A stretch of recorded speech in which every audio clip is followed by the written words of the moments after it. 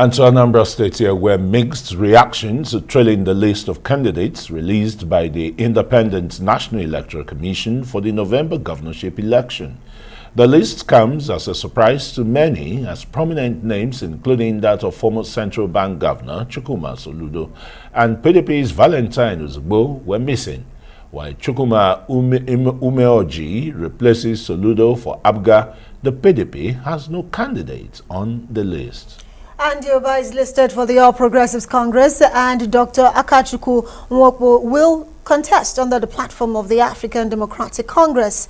A faction of the PDP says it's satisfied with the decision taken by Inec to delist the party that conducted the parallel primaries, while some others see the development as a distraction. And despite not being listed, Chukwuma Soludo says he will take part in the governorship contest.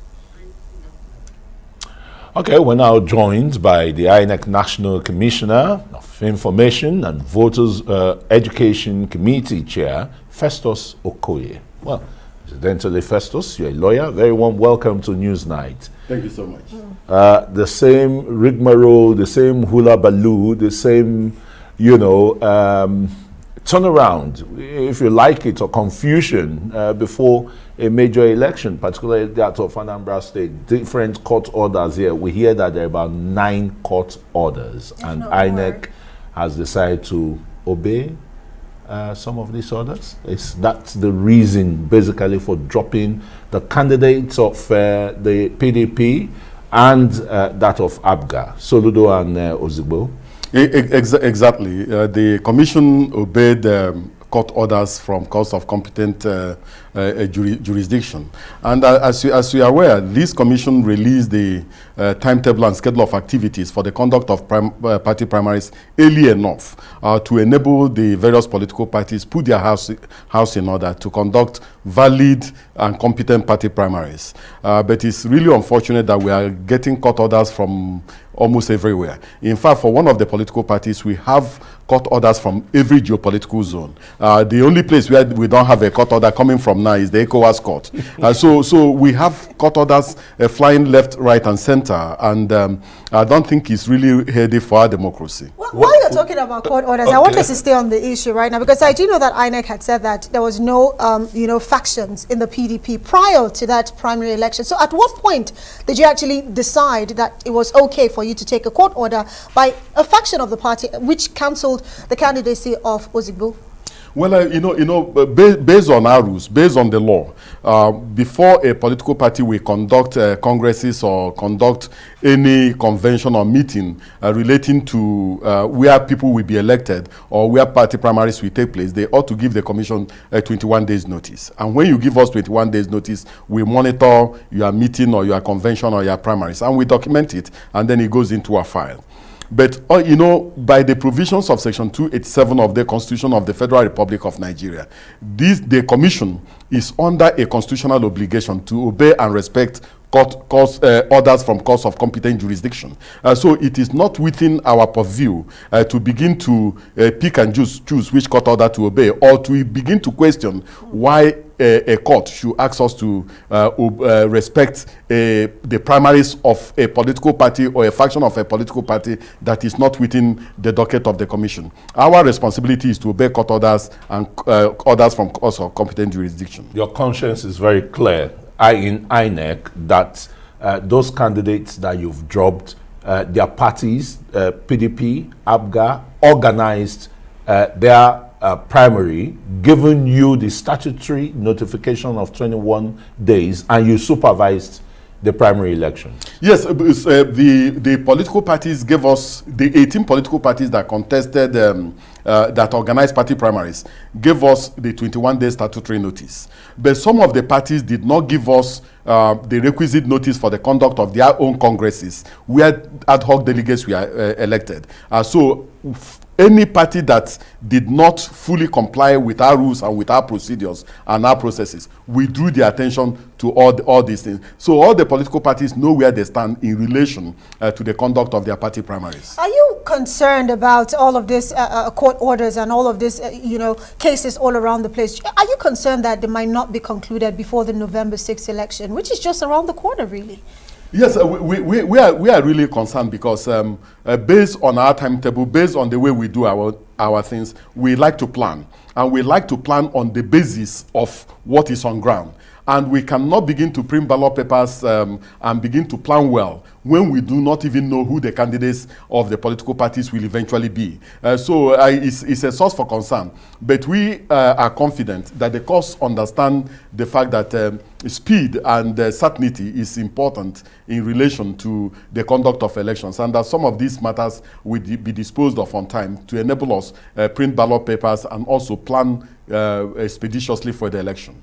Let's just quickly look at what's been happening in the last 48 hours in the country, coming from the National Assembly and the rest, and where the lawmakers are saying INEC does not seem to have the capability to transmit results electronically, and Nigerians are saying no, but they did in Ondo and Edo states. So why now, when NCC website is clear that they have over 95% teledensity in this country? Tell us. Well, sometime in 2018, specifically in March, there was a technical committee constituted by the Independent National Electoral Commission and the Nigerian Communications Commission, where we looked at all these things. And the report of that particular technical committee, made up of the service providers themselves, concluded that based on what we have, what we submitted, based on the terms of reference, that there was a consensus that it was doable, and that the service providers can even provide cover for the small areas where we have blast spots. Now, since 2020 up till now, we have uploaded the results from polling units, from EC8A, from the polling units, in 26 elections that we have conducted. And these 26 elections span all the geopolitical zones. From Southern Ijaw, we uploaded polling unit results. From Nganzai in Borno State, we uploaded polling unit results. So we have the capacity to move our country towards a different direction, and we have the capacity to deepen the use of technology in the electoral process. And deepen democracy in that process.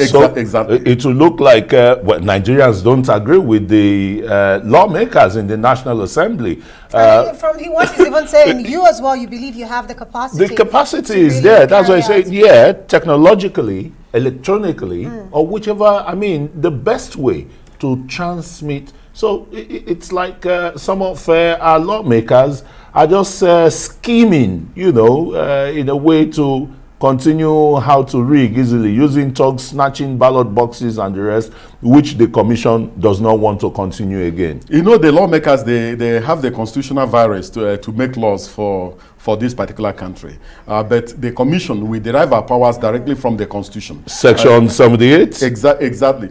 So we will continue to obey laws and implement laws that are in consonance and in conformity with constitutional dictates. All right, so speaking about that Electoral Act Amendment Bill, it's one thing that Nigerians have been calling for even before the 2019 elections, and now there's still a lot of uproar, despite the fact that this law is about to, be passed.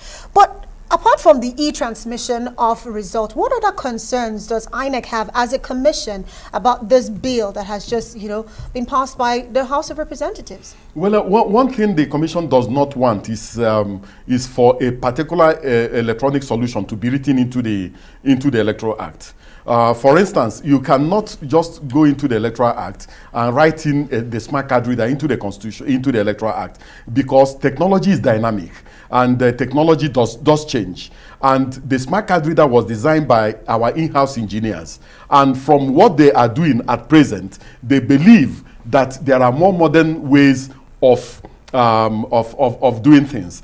So the technology we are piloting now is a technology that will allow us to capture not only the fingerprint of registrants, but also their facials, so that in terms of accreditation and authentication, if the fingerprint fails, the facials will be captured. So we are trying to gradually phase out the smart card reader. So if you write in the smart card reader into the Electoral Act, you create problems for us. What the commission wants is a situation where we will be given broad powers to introduce relevant technology into the electoral process and also deepen the use of technology in the process. But doesn't Section 78 give you that broad power? Because even this law, if it's assented to the way it is, the commission still has the discretion on how to conduct the election. Well, we will wait for the law to be passed, and then we will take it from there. Absolutely, because we still have the harmonization between the Senate and the House of Representatives concerning the law. But on the happy side for INEC, something you've always been clamoring for an offences commission to be established. Court, It looks like this particular act actually, provides that for you. Yes, there's a different bill for the establishment of an electoral offences commission and tribunal. I think that it's time for us to break the cycle of impunity in the electoral process, and we believe that if we have a commission that from beginning conducts investigation, arrests offenders and prosecutes offenders, that we may begin to see a different trajectory in relation to electoral offenders and electoral offenses. All right. Super. Absolutely. Good place to leave it. But of course, until the president puts pen to paper, we'll still continue this conversation. Hopefully, Nigerians get the law that they've been clamoring for. Festus Okoye would have to say thank you so much for joining us tonight on the program.